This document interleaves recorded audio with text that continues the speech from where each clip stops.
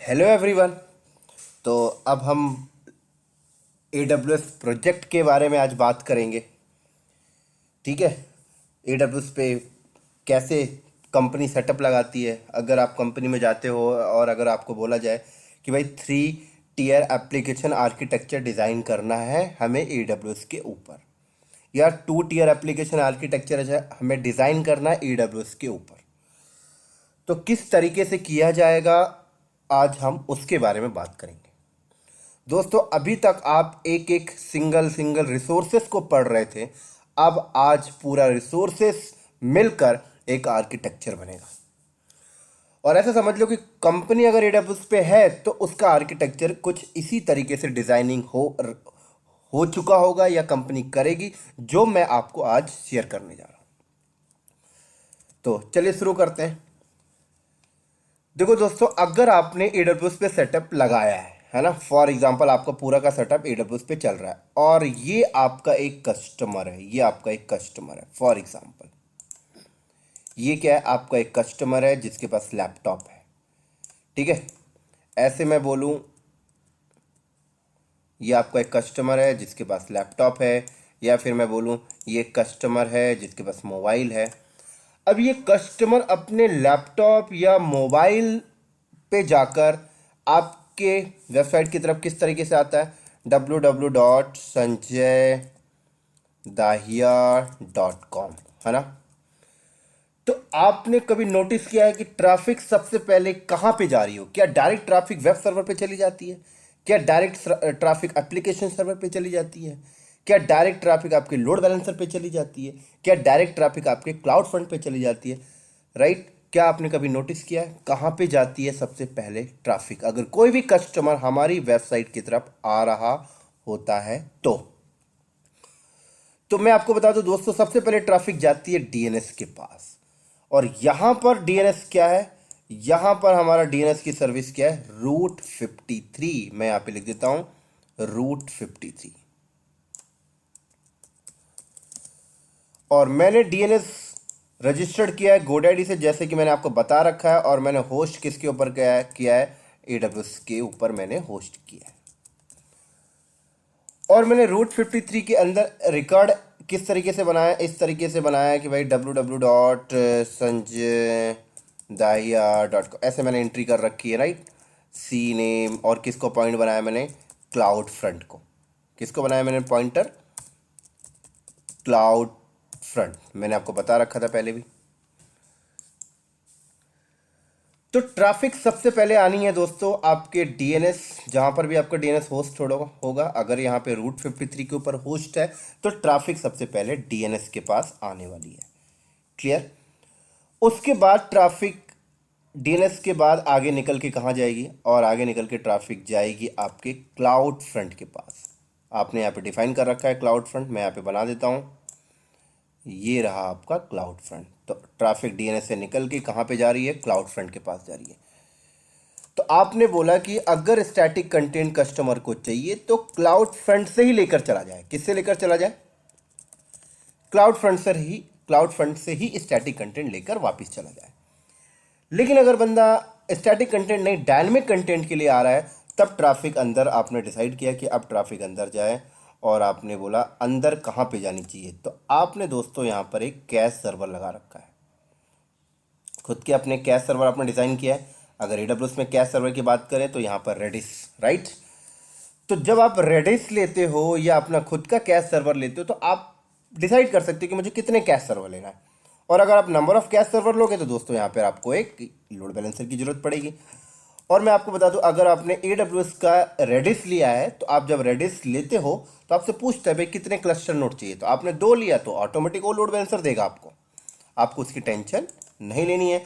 आप चाहो तो एज अ प्रॉक्सी सर्वर भी यूज़ कर सकते हो कैश के लिए। तो मैंने बोला कि ये 2 कैश सर्वर हैं मेरे जो लोड बैलेंसर पे ऐड है।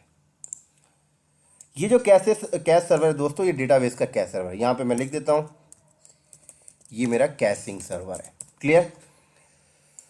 तो कैशिंग सर्वर से कंटेंट मिल जाएगा, अगर क्लाउड फ्रंट से नहीं मिला तो कैशिंग सर्वर से मिल जाएगा। लेकिन अगर कैशिंग सर्वर में भी कंटेंट नहीं है, उसको एकदम लेटेस्ट कंटेंट चाहिए, तब दोस्तों ट्रैफिक आपकी अंदर जाएगी।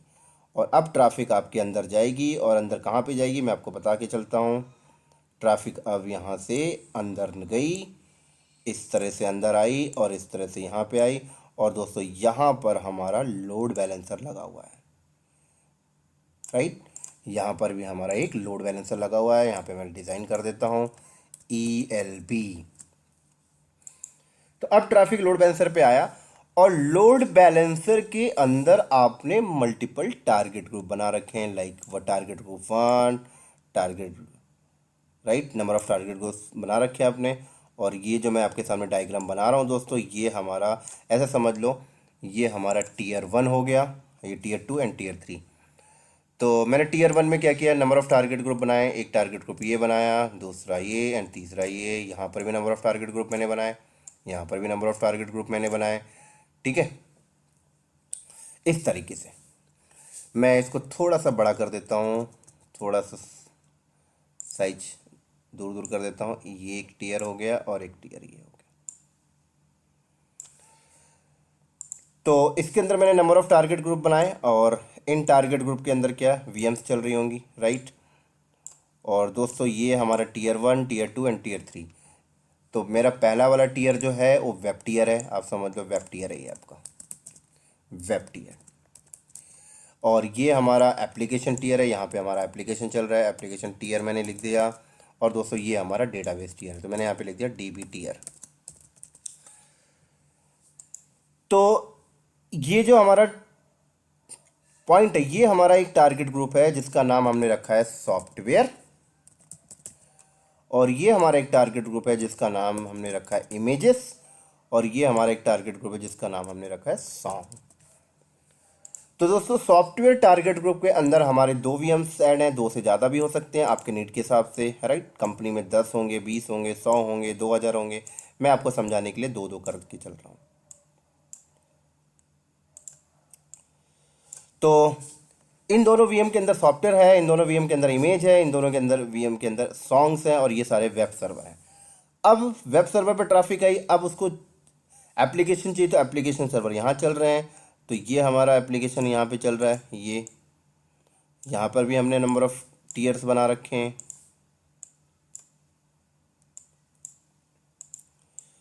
तो ये हमारा वेब टीयर, ये हमारा वेब सॉफ्टवेयर टारगेट ग्रुप, ये हमारा इमेज टारगेट ग्रुप, ये हमारा सॉन्ग टारगेट ग्रुप, ठीक है। तो अब ट्रैफिक वेब पे आई, तो अब उसको एप्लीकेशन में जाना, तो एप्लीकेशन में कैसे जाएगी, तो हमने क्या किया, यहाँ पर एक और ELB हमने बीच में लगाया।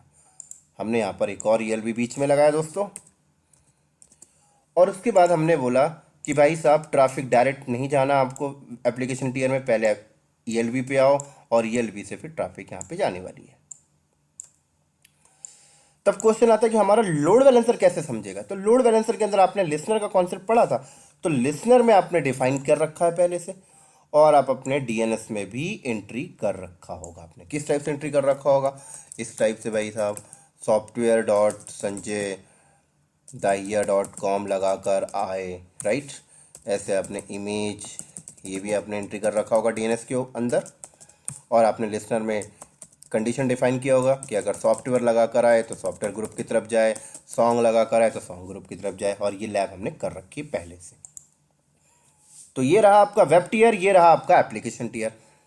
अब डेटाबेस चाहिए तो क्या होगा, तो दोस्तों आपने डेटाबेस टीयर को भी 2 पार्ट में आपने डिवाइड किया है, राइट। ये यहाँ पे आपका एक डेटाबेस है, यहाँ पे आपका एक डेटाबेस है। तो मैं आपको बता दूँ, ये वाला डेटाबेस जो है ये आपने राइट क्यूरी के लिए लगा रखा है, और ये वाला डेटाबेस आप समझो कि आपने रीड क्यूरी के लिए लगा रखा है। अब एप्लीकेशन को कैसे पता लगेगा कि अच्छा राइट की क्यूरी तो राइट की साइड भेजो, और रीड की है तो रीड की साइड भेजो। तो दोस्तों आपने क्या किया, यहाँ पर एक प्रॉक्सी सर्वर लगाया है।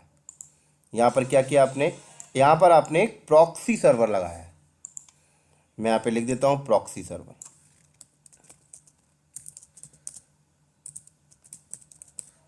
ठीक है। तो ये आपने क्या बोला कि सबसे पहले ट्रैफिक प्रॉक्सी सर्वर के पास आया। प्रॉक्सी सर्वर एक लोड बैलेंसर की तरह ही काम कर रहा है यहाँ पर। और प्रॉक्सी सर्वर में आपने कंडीशन डिफाइन किया कि अगर राइट की क्यूरी हो तो इधर चली जाए, और रीड की क्यूरी हो तो इधर चली जाए। क्लियर। लेकिन अभी क्वेश्चन आता है यहाँ पर कि ये VMs कहाँ पे टिकी हुई हैं। तो दोस्तों ये VMs आपको पता है VPC पे टिकी हुई है, तो आपको फिर VPC भी चाहिए। तो आपने VPC बनाया, फिर आपने वीपीसी का CIDR वैल्यू डिफाइन किया कि भाई हमने इस नेटवर्क से हमें वीपीसी सेटअप लगाना है। तो फिर आपने सबनेट भी बनाए होंगे नंबर ऑफ, राइट। तो आपने एक वेब सबनेट 1 आपने बनाया, राइट। आपने एक वेब सबनेट 1 बनाया। इसी तरीके से आपने एक वेब सबनेट 2 बनाया। मैं बताऊंगा अभी मैं दो दो क्यों बना रहा हूँ, अभी आपको शेयर करता हूँ। ये हमने बना लिया एक। ऐसे ही हमने एक एप्लीकेशन सबनेट बनाया, हमने एप्लीकेशन सबनेट 1, ठीक है। ऐसे हमने एप्लीकेशन सबनेट 2 बनाया हमने।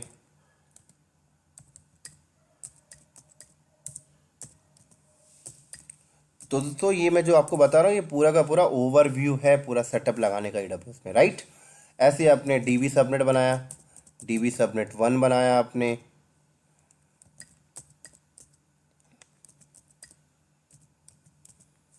ऐसे आपने DB सबनेट 2 बनाया। तो दोस्तों आपने क्या किया कि आपका यहाँ पर जो VMs होंगी वेब टीयर पे, राइट। तो जो दो VMs है ये दोनों VM अलग अलग सबनेट पे होनी चाहिए, तभी तो हाई अवेलेबिलिटी मिलेगा, इसलिए आपने दो दो सबनेट बनाकर चला। अब क्वेश्चन आती है भाई वेब सर्वर को इंटरनेट पे भेजना है, तो फिर आपने यहाँ पर IGW ले लिया दोस्तों। क्या ले लिया आपने यहाँ पर? IGW क्रिएट कर लिया। और जब आपने IGW क्रिएट किया तो आपका IGW क्या इंटरनेट से कनेक्टेड होता है, ये रहा इंटरनेट।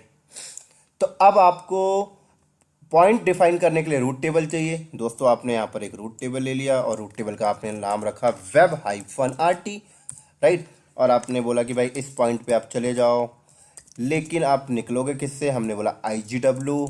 और किसको निकाल रहे हैं हम? ये दो सबनेट को निकाल रहे हैं हम।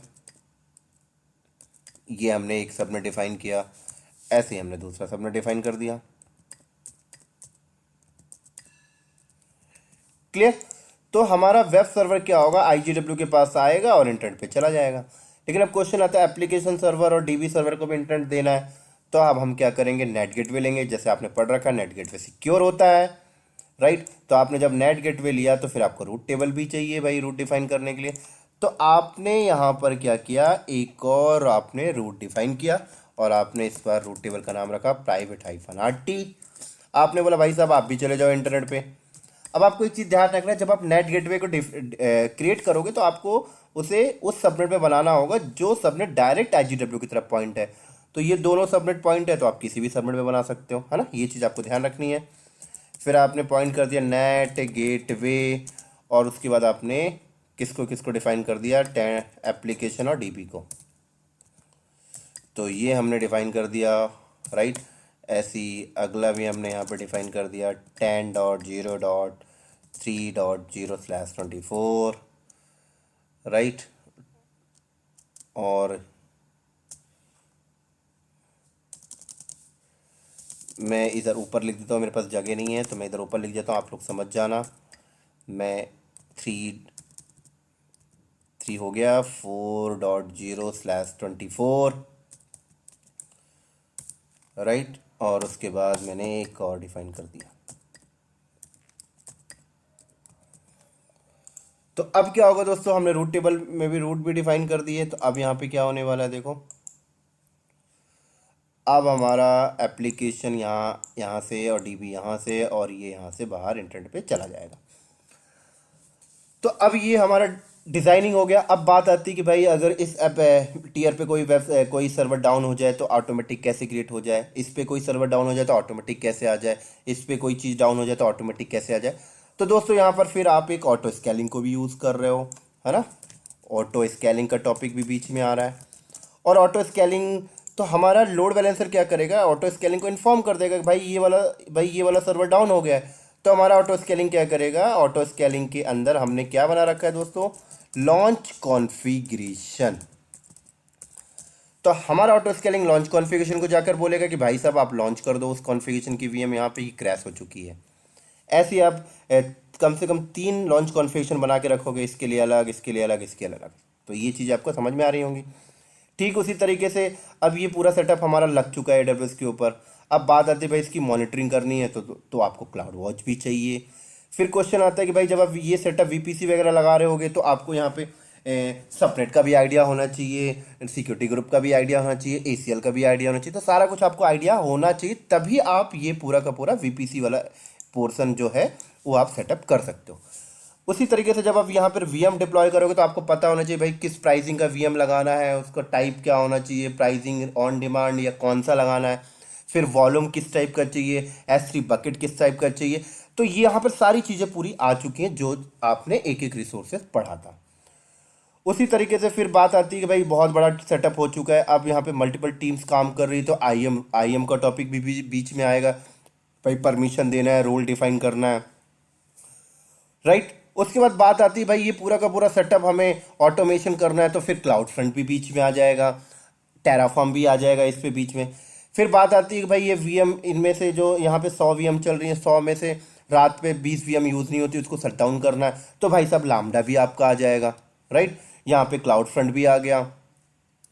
तो यहाँ पर देखा जाए तो ये आपका पूरा का पूरा सेटअप आ गया। तो दोस्तों मैं आपको ये बताना चाहता हूँ कि ये एक कंपनी जब AWS पे सेटअप लगाई है तो उसका स्ट्रक्चर 90% ऐसा ही होगा, 90% ऐसा ही होगा, राइट। तो आपको ध्यान रख के चलना है कि ये एक एप्लीकेशन आर्किटेक्चर की डिजाइनिंग है जो मैं आपको शेयर करके चल रहा हूँ। अगर आपने ये डिजाइनिंग अपने दिमाग में बैठा लिया तो आप समझ लो आपका इंटरव्यू क्लियर हो जाएगा AWS में। तो एक और पॉइंट मैं आपको बता दूं, हम AWS में जो अभी तक पढ़ रहे थे ना, वो एक एक रिसोर्स पढ़ रहे थे। हमने EC2 पढ़ा, S3 पढ़ा, वॉल्यूम पढ़ा, लोड बैलेंसर पढ़ा, एक एक रिसोर्स पढ़ रहे थे। अब हमने क्या किया, ये पूरा का पूरा सेटअप कंबाइन करके लगा दिया।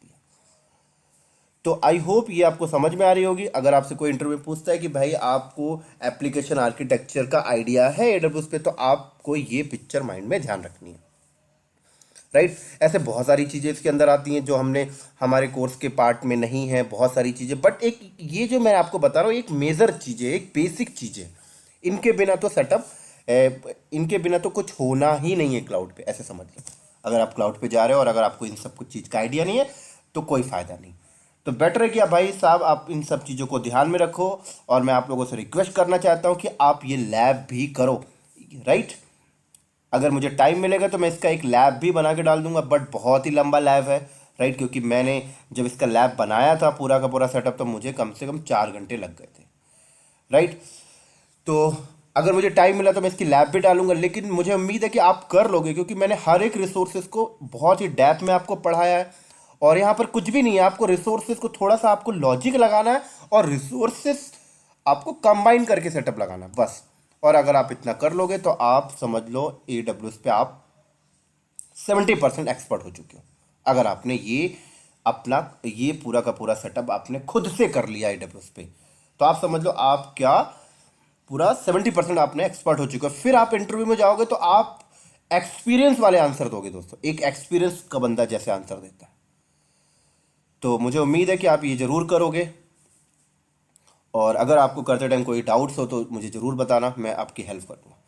तो चलो ठीक है, फिर मैं यहीं पे ऑफ करता हूँ, और नेक्स्ट लेक्चर में हम मिलेंगे। हमारा अगला टॉपिक जो होगा ऑटोमेशन पे होगा, AWS ऑटोमेशन, AWS DevOps, इनमें हम बात करेंगे। क्लियर? तो चलो बाय बाय दोस्तों। और अगर आपको ये वीडियो अच्छा लगा हो तो आप अपने दोस्तों को शेयर करो, राइट, लाइक करो, कमेंट्स करो, और सब्सक्राइब करना मत भूलना। चलो बाय बाय।